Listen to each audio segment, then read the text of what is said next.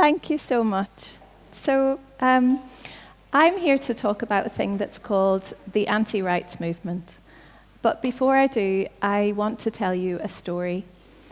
This is the story of a girl who grew up in a society that really didn't want to talk about sex. And so this girl had only a very basic sex education. This might be familiar. It was provided by a nun.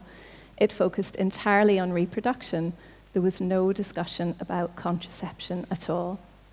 And in the health service, there were doctors who could and did turn girls away when they came in looking for family planning. So this girl and her friends, when they started to have boyfriends, had only a very patchy understanding of pregnancy and how to prevent it. And they had a whole range of myths that were going around. For example, there was one that if you did it standing up, you wouldn't get pregnant. Who can remember that one? Somebody, surely. So, of course, there were lots of girls who became mothers before they were ready to. And, you know, even if we had the facts, there was something equally important missing, and that was negotiation skills. So from some of the boys, and indeed the adult men, because they're often hanging around where teenage girls are concerned, we got the message that sex was simply something that you were expected to do. And then from the adults in our lives, we were told that it definitely wasn't something you should be doing. In fact, you shouldn't even be talking about it. And between those two binaries, something very important was missing, and that was the discussion about consent. So we really had very little understanding of our ability to say yes to something we wanted and to decide on when and how and with what protection. And we also had only a very limited sense of our right to say no. And far, far too many of us had experiences that we didn't consent to because of that. Tando captured this so perfectly this morning. Silence can enable violence. You know, I say we when I talk about these things because honestly, these are the experiences of my friends and of people that I love. And if I'm totally honest, some parts of this are me as well, and they still hurt. And this is why I care so much about sexual and reproductive health and rights. And it's why I get really angry when I hear about a movement that is doing its damnedest to undo all of the progress that's been made since I was a teenage girl. So my talk was built up on the board, I think, with this slightly scary enlarged photo of my face as being about decolonization. And when we talk about the anti-rights movement, what we're actually talking about is neo-colonialism. We are talking about an organized, extremely well-funded movement that is working transnationally to push back on the progress that's been made on sexual and reproductive health. We can see it active here in Ireland, where it has whipped some parents into a frenzy about library books containing information about gay sex. Now, I just hope that nobody tells those parents about Google, because who knows what they'll do next.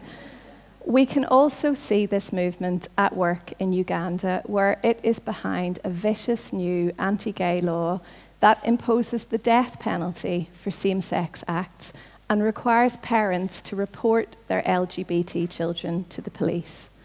And we can see it elsewhere in Africa, where it is campaigning against sex education in schools, and it is shutting down life-saving HIV services.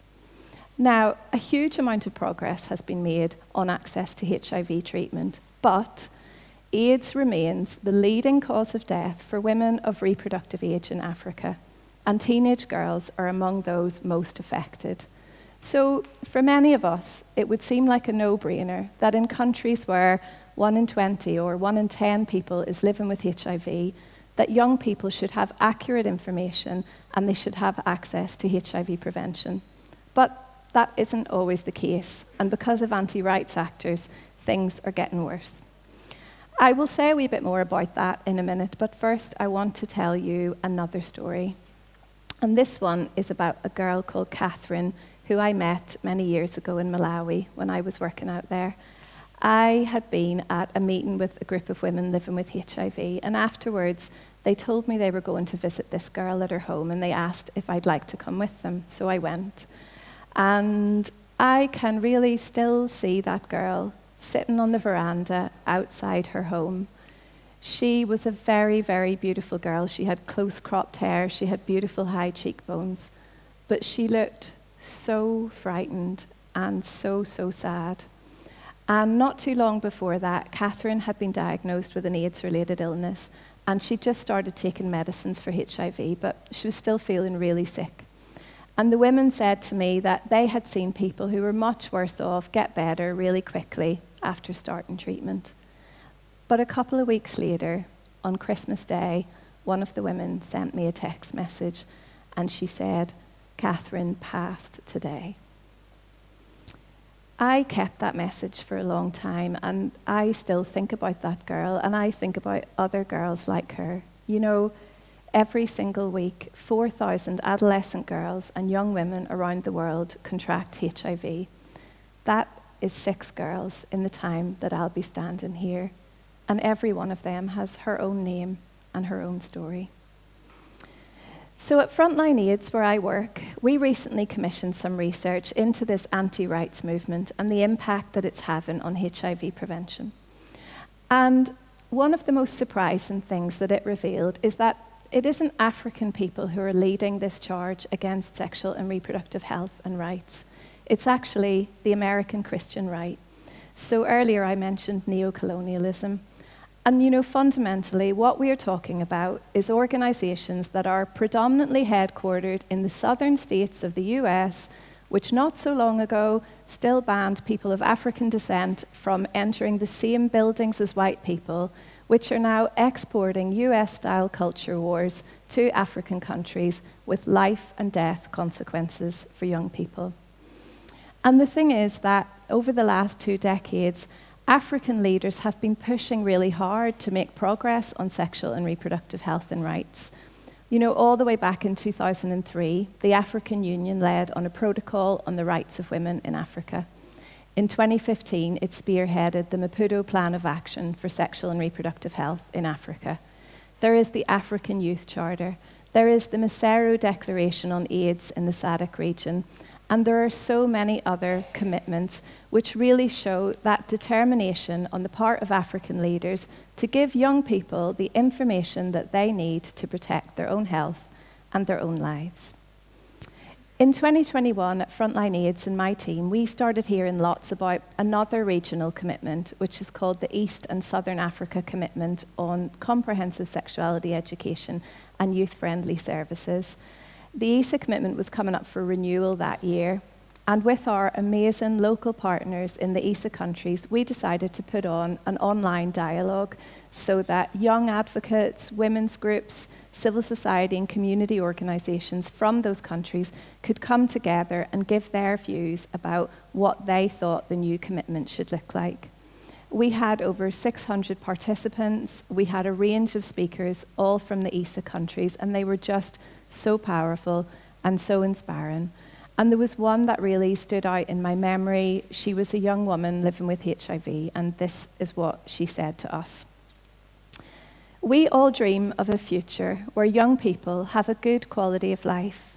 We want a safe and supportive country where young people are able to make informed choices, where teenagers are able to choose books over babies, where we don't get HIV or die of AIDS-related illnesses." So after the dialogue, we took those words and all of the recommendations that we'd heard from the speakers, and we brought them together into a call to action. Again, we had hundreds of organisations from the ESA countries sign on, and when the final commitment was published, we could really see their asks in it, and we felt so proud and so joyful that we had been able to support these incredible African advocates to make their voices heard. But the anti-rights movement didn't agree. In the run-up to the ESA commitment renewal, an American organization called Family Watch International, which again is headquartered in Arizona, and it's run by a white woman. Her name's Sharon Slater. She publishes lovely photos of herself cuddling black and brown kids on her website. She and her organization mobilized identikit campaigns across a number of ESA countries and persuaded the governments of those countries not to sign on to the commitment. Despite the fact that the commitment is absolutely crystal clear that sex education should be age appropriate and culturally appropriate, Family Watch went viral with false claims that sex education is a foreign influence which is a danger to African values and society. They also claimed that it sexualizes young children and makes them promiscuous and even homosexual, and that it's a violation of their parents' rights. And nowhere among that range of claims was there any mention of HIV or AIDS. I still follow that young woman on Twitter, and every day she goes to work, working with the young people and communities who are bearing the brunt of the HIV pandemic in Africa. And these are some words that she has written about what happened with the ESA commitment. To the young advocates and others who are committed to a society where young people have a good quality of life, please keep pushing. The tough times do not last forever. Our population is young. In the next 10 or 20 years, we will be the ones making the decisions. So do not be afraid to hold our leaders accountable, for we are the change and we are also the future. I want to finish with some reflections on what we can do. So first of all, thinking again about decolonisation. The actors who are most important in this liberation struggle are those young advocates, the women's groups, the LGBT communities, the people living with HIV, the civil society and community organisations who are in the front line fighting for sexual and reproductive health in their countries. So what we can do most valuably is invest in them financially so that they have the staff and the resources to do the work that they know how to do. If you're working with LGBT groups or organisations serving them, be aware that they could be in the firing line at any time. So put safety and security plans in place now and put funding in place for safety and security too. On narratives. If you hear anti-rights narratives in your life, counter them with facts, but also with feelings. The anti-rights movement thrives on frightening people with stories about their children and their families being under threat. But here in Ireland, we know that it is people's determination to love and protect their family members which has actually been behind some of the biggest changes in our society. I am thinking of a young couple called May and Seamus McGee, who, on learning that May could not survive another pregnancy, took their fight to the Supreme Court of this country for the right to contraception and won. I am thinking too of a girl who to us is known only as X. She was 14, the same year that I was, and pregnant as a result of rape. The Attorney General of this country, a man, took out an injunction to stop her from accessing abortion, and a High Court judge in this country, also a man, upheld that injunction and told her parents that the only solution was for them to help her through the difficult months ahead. And still, those loving parents did not give up. So remember in all of this, let's fight back with our own narratives and our own stories. Sometimes we push those stories down in order to keep moving through our next chapters. But when we're faced with the anti-rights movement, we have to do something difficult. We have to reach in and bring those stories out. We have to hold them right next to our hearts. That talented girl who left school because she was pregnant and never came back. That friend, a woman in her 40s who freezes because you mention her ex-boyfriend's name, remembering the things he did, whether she wanted them or not. That schoolmate who told you late one night that she had been raped and then never mentioned it again. That dear friend, born a secret in a Magdalen laundry and still hurting 40 years later. Remember too that this isn't a story that's only about Ireland. This is the story of women everywhere and how dangerous it is for us when we live in a society that doesn't want to talk about sex. It's the story of a girl called Catherine who was so frightened and who died on Christmas Day. Thank you.